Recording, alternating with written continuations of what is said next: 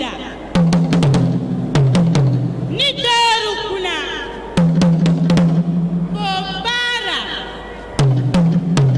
Nana Addankwa Akufo Addo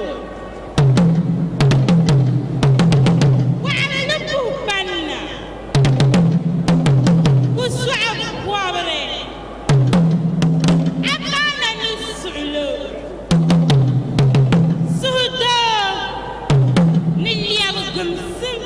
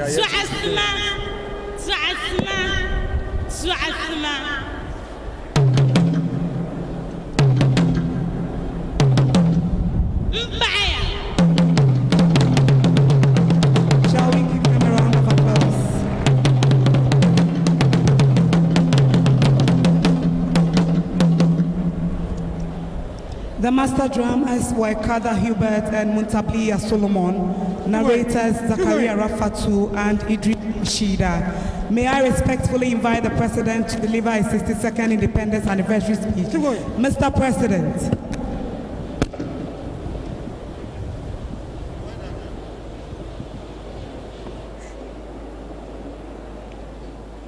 Eminent clergy, Your Excellencies, fellow Ghanaians, it is with much joy and pride that I join you to celebrate the 62nd anniversary of our nation's independence at this stadium, named appropriately after one of the outstanding figures of the Fourth Republic and a native of this city, the late Vice President, Alhaji Aliu Mahama, who left us so prematurely and whose dignified widow, Hajia Ramatu Mahama, is with us here.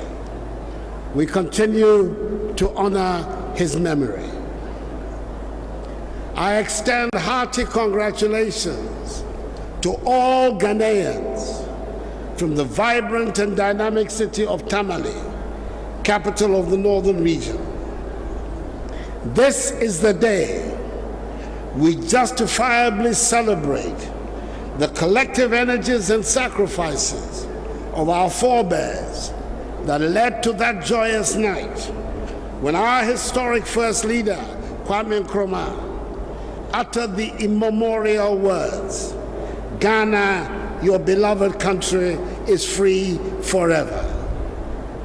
We will defend that freedom with the last drop of our blood as we remain dedicated to its preservation.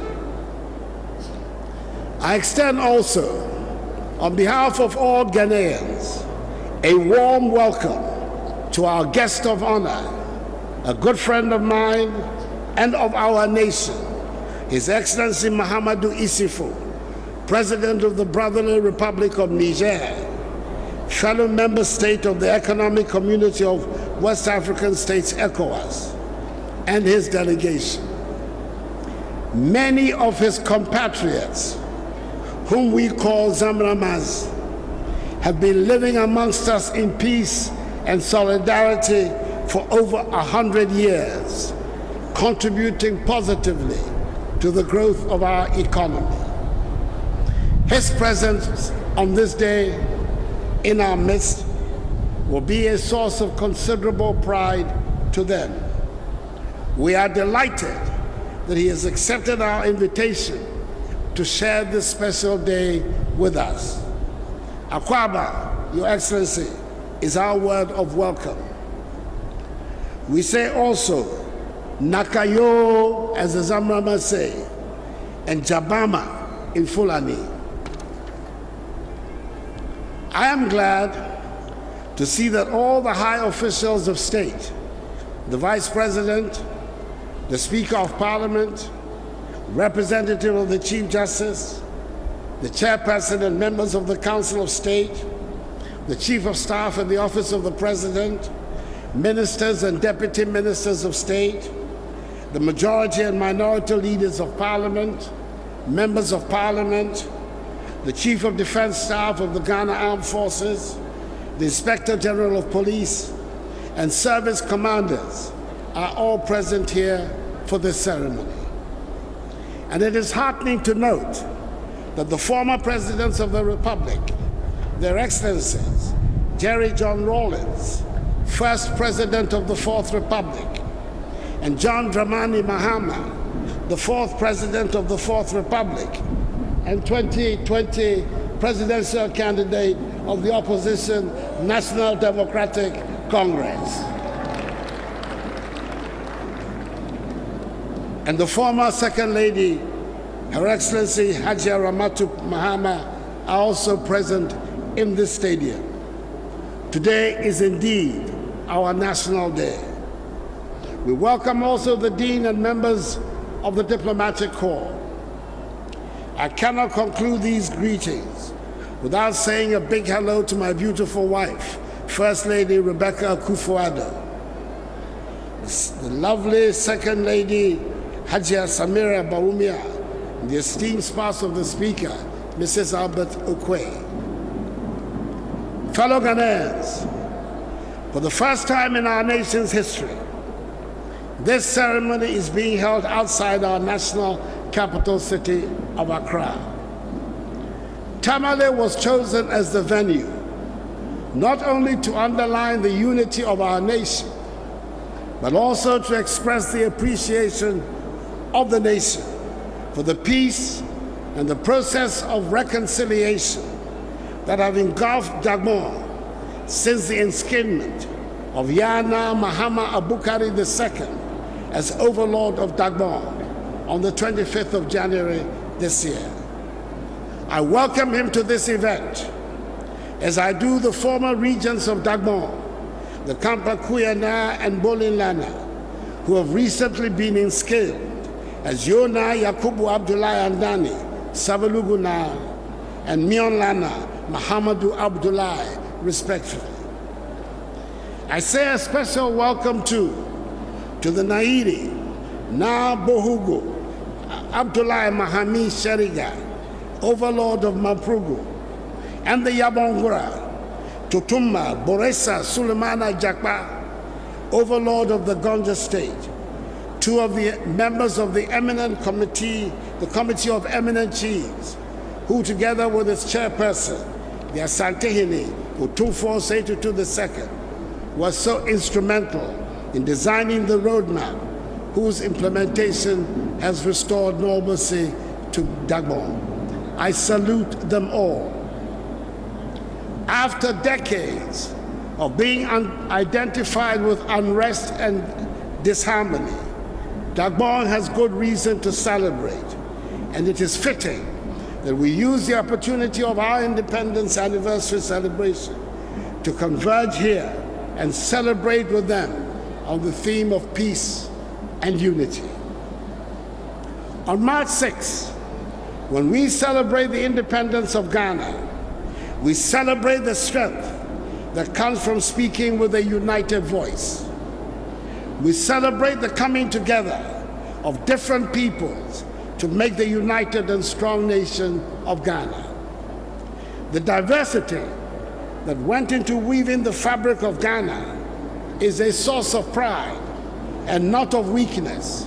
It is a source of strength and not of shame. Just watch the master kente and fugu weavers at work, and you will appreciate the strength that comes from the coming together of different and varied yarns to make a strong fabric with intricate and beautiful designs.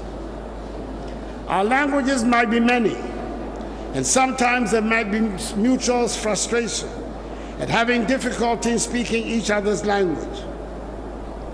And no one feels that more than I do when I stand here in Tamale, unable to speak Dagbani. But we have learned to overcome such difficulties. We celebrate the variety of foods available under the theme of Ghanaian cuisine and the variety of clothes that constitute Ghanaian fashion. Indeed, the things that are now the source of friction amongst us are not the familiar and ancient differences of tribe and language. Sadly, chieftaincy has generated more disputes and disharmony than any other institution. The tragedy is that by chieftaincy's very nature, only people from the same family can and do lay claim to the same stool or skin. I said in Parliament a fortnight ago that, spurred on by the momentum from the Dagbon settlement, the hard-working Minister for Chieftaincy and Religious Affairs, the Honorable Kofi Jamesi, is going to intensify his efforts to try and find solutions to other long-standing chieftaincy disputes. Fellow Ghanaians, it is important for all of us to pause a while, examine and take a critical look at the chieftaincy institution in our nation. When it works, our chiefs provide the cohesive link to our past and what defines us as a people. When chieftaincy works, it is an embodiment of our culture and the rock on which we lean for support and to which we resort in times of trouble. In many parts of our country, our chiefs are the custodians of our lands, and their activities can be the spark for development or for disputes. Where the chiefs have united their people and offered forward-looking leadership, modernization has been rapid. Where there has been disunity, the area has lagged behind, and the disputes have been a drain on the public purse. The very survival of the institution is at risk unless we get over the multiplicity of disputes. For many young people, the pomp and pageantry, which are often all they see, cannot make up for the amount of trouble chieftaincy generates. For the young people, the insistence on doing things the same way they have been done while resisting any change makes the institution unattractive. The poverty that bedevils some of our lives can only be defeated and overcome when we are united and pulled together. It is sad for me to state that the other institution that has been a source of friction in our society is politics. We, the leaders of the political parties, have a great responsibility to set a proper tone for political discourse in our country. For years, a deliberate campaign was waged in this country to give competitive politics a bad name, to justify military or authoritarian rule. Competitive politics was said to be divisive, antagonistic, and corrupt. Well, we learned from painful experience that military or authoritarian rule could be corrupt and divisive. It took a long time for a consensus to emerge, but it did.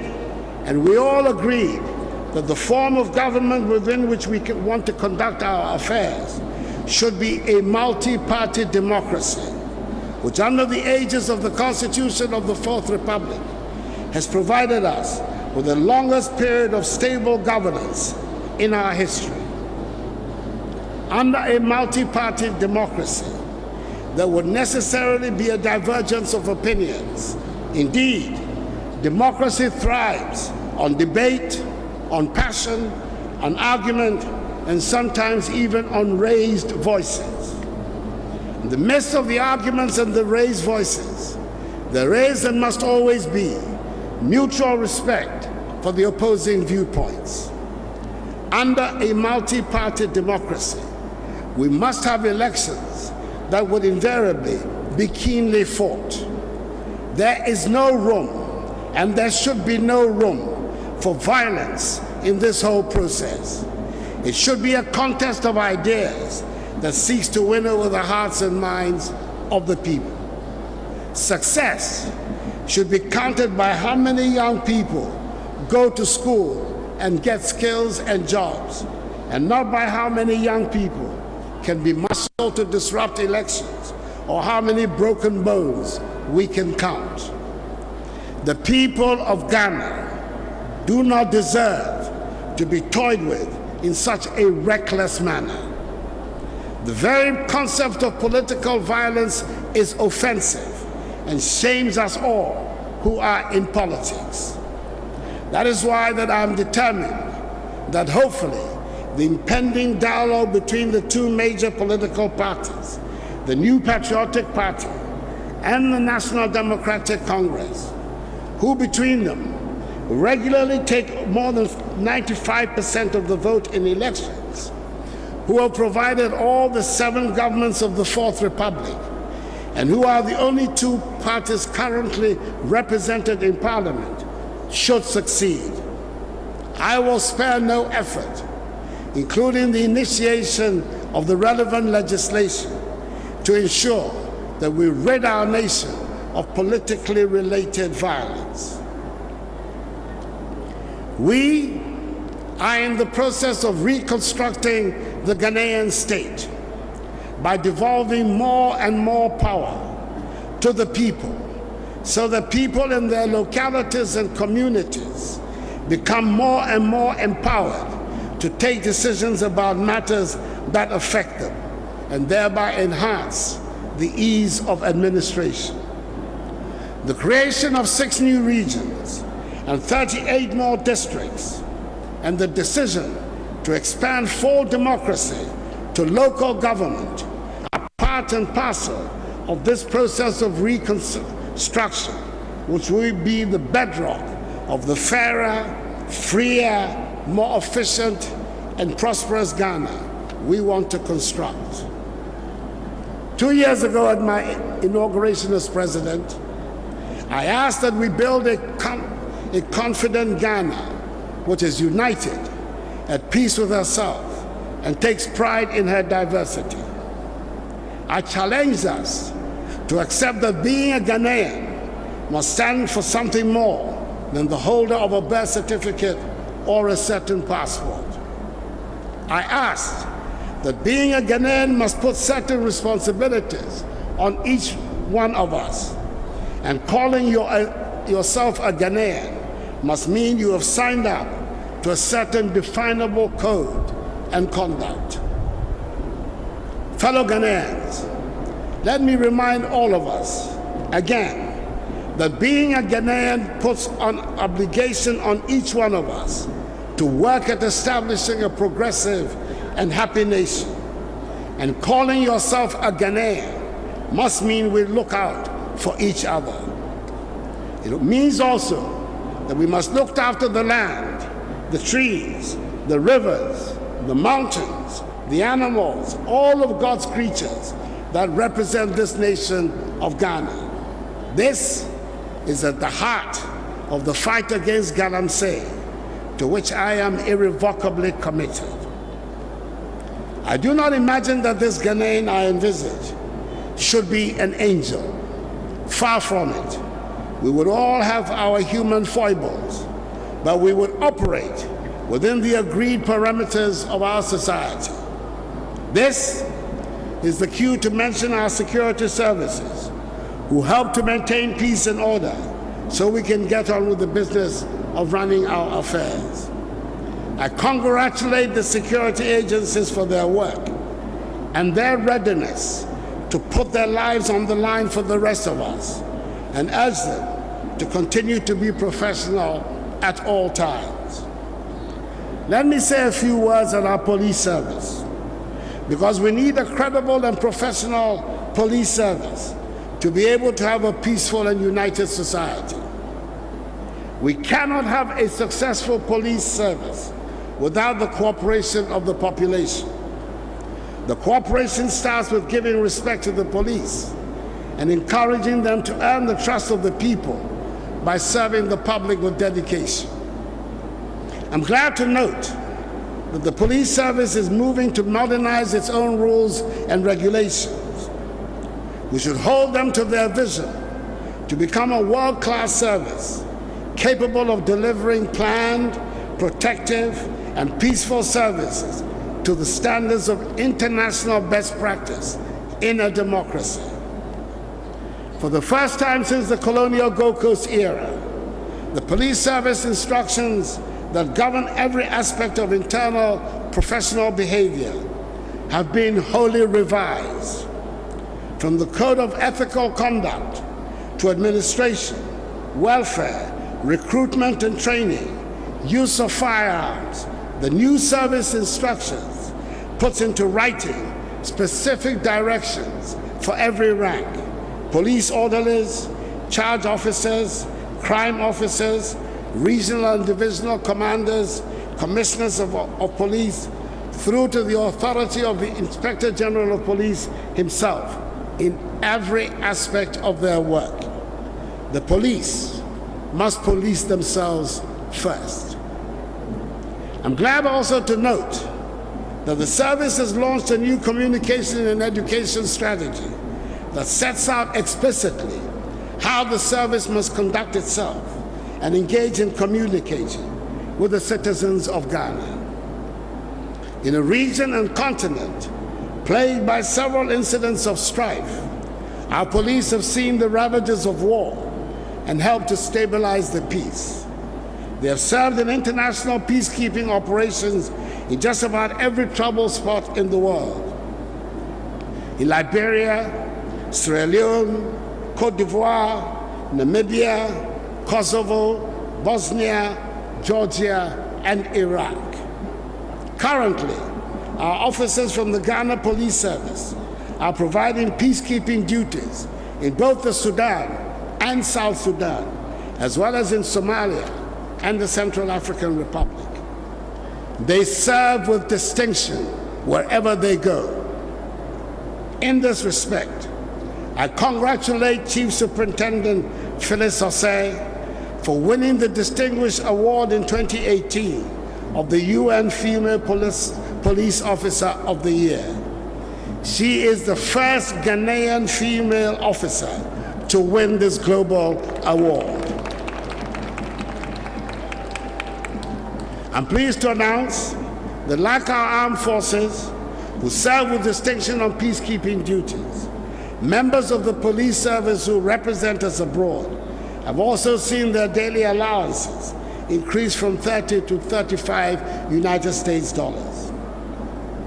Fellow Ghanaians, I'm happy to see that finally, the northern regions of our country, under the program for Planting for Food and Jobs, are beginning to fulfill their potential of being the food basket of our nation and region.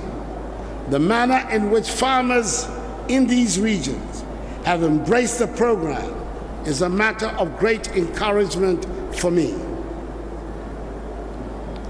Fellow Ghanaians, I'm glad that we're here in Tamale for this year's celebration. I hope it will spur on many people to get to know our country. We have a beautiful country, and it deserves to be explored and admired. Apart from the joy of discovering the beauty and charms of our country, getting to know Ghana helps to dispel the prejudices of the unknown. Those who have means to do so should consider it more important to travel around and know Ghana before they embark on the next vacation to Dubai. It means, of course, that the Tourism Authority has its work cut out. If they get it right with internal Ghanaian tourists, then they'll be ready to cope with foreign tourists. I urge those who live in the big cities in particular to get around the country a little. It might just change their outlook and make them a little more tolerant of the difficulties that we need to overcome. I congratulate the people of Tamale for being such gracious hosts. This has never been done before, and doubtless we shall learn from the experience. The success of the Tamale experience may, however, set the trend for the rotation of this ceremony. I hope that very soon we shall be hearing some exciting news about developments in the northern region. 12 years ago, after deliberate and focused investment in the upstream sector, we discovered oil in commercial quantities offshore the western region. Since coming to office 2 years ago, I have directed the Ghana National Petroleum Corporation to invest systematically in the Voltaire Basin, covering 6 adjoining regions, including the northern region here, to search for oil onshore. I am confident that our search will not be in vain, and that very, very soon, these areas that have been characterized by avoidable levels of poverty will be buzzing with significant investments and creation of jobs. Our efforts are not limited to petroleum and agriculture alone. Again, we shall soon be introducing a bill in Parliament that will add new focus in the promotion and establishment of an integrated iron and steel industry in Ghana, an industry whose natural resource, iron ore, is in abundance in these areas. Fellow Ghanaians, we have dubbed this year the Year of Return to commemorate the 400th anniversary of the arrival of the first 200 West African slaves in the Commonwealth of Virginia, which subsequently became part of the United States of America. We intend to use the symbolism of this Year of Return to bring together Africans, persons of African descent, and all well-wishers and lovers of freedom to strengthen the commitment to ensuring that blots on our history, such as the transatlantic slave trade and slavery, never reoccur. It means that we're expecting many, many visitors to our shores this year, and we must all, collectively and severally, be on our best behavior and make them feel welcome. Several diasporas of African descent who have lived with us for so many years will, as part of the Year of Return, receive their long-awaited Ghanaian citizenship.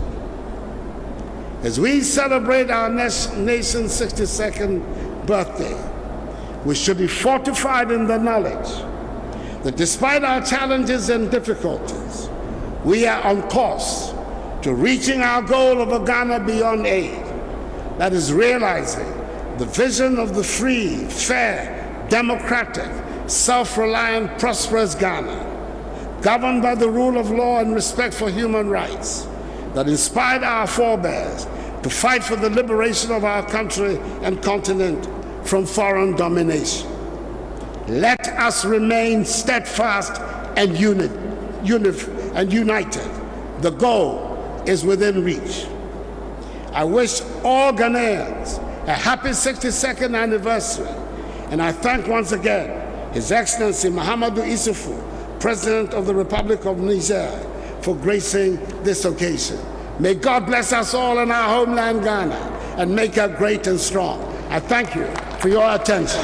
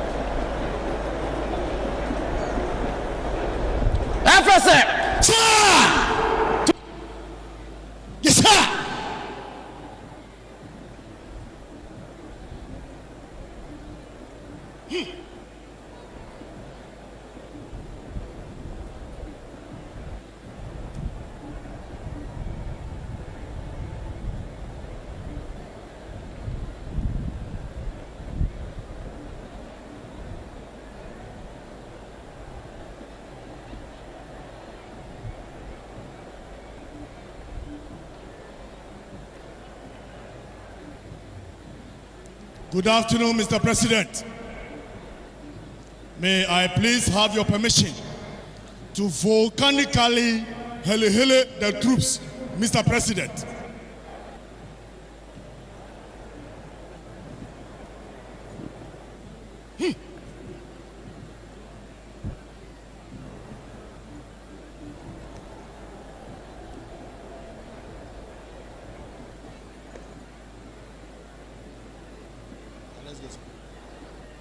Pray to remove headdress.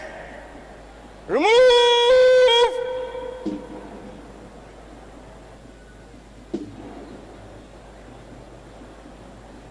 3 hearty cheers to the President of the Republic of Ghana, Commander-in-Chief of the Ghana Armed Forces.